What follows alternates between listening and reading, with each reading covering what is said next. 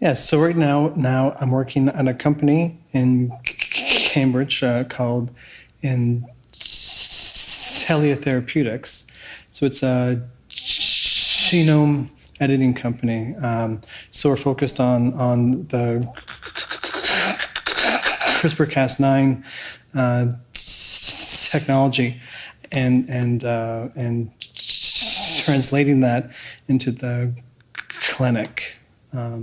So I focus on the actual delivery of the system. I mean, that's what I've spent my whole career on. Started working, with lipid nanoparticles, then I was working a bit with adenovirus, and then with AAV, a little bit of lenti in there.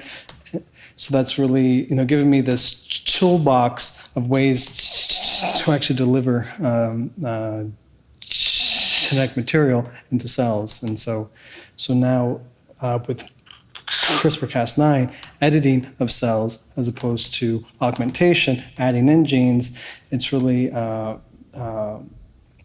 the next generation of gene therapy, I see it as.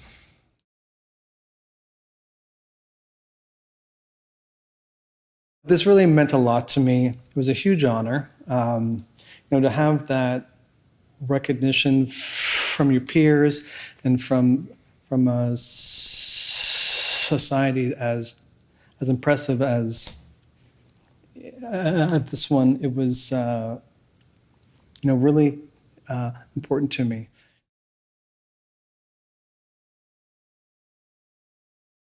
I think it was probably so after the award. So we applied for a Eurostars grant. So this was a large grant. I think the total funding was about I think €1.5 million.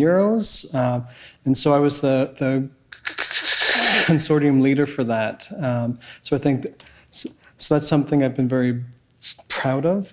Actually, we just wrapped it up, and everything went very well. Everything was done on time, on budget, and everyone worked really well together. So that's one thing that I'm very proud of.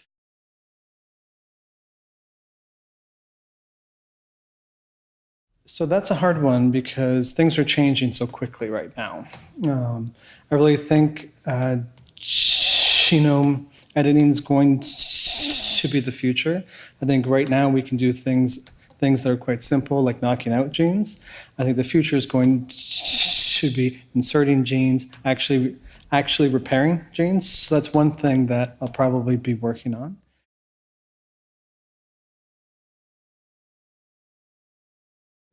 Yeah, don't give up. Science is hard. I mean, when I look for students to mentor, it's important that they're intelligent, they're nice people, but also, what's really important is that they're enthusiastic, because science can be hard and things aren't going to work. And so you have to start off with this high enthusiasm level, because you'll get knocked down and knocked down and knocked down over the course of a PhD or something like that. So you really need to have the long view of science.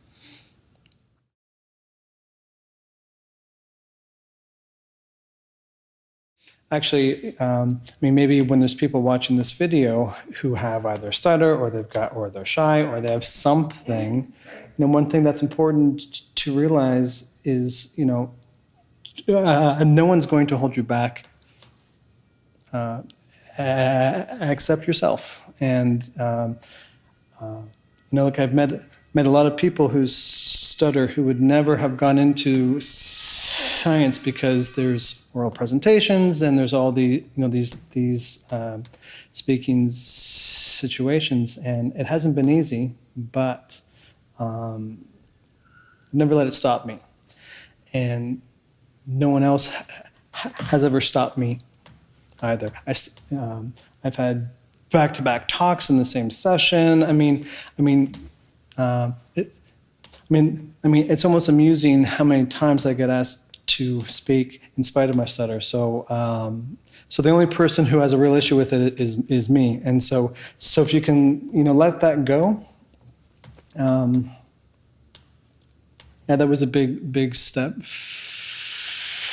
for me, and way back when. So I encourage people to not let things hold them back.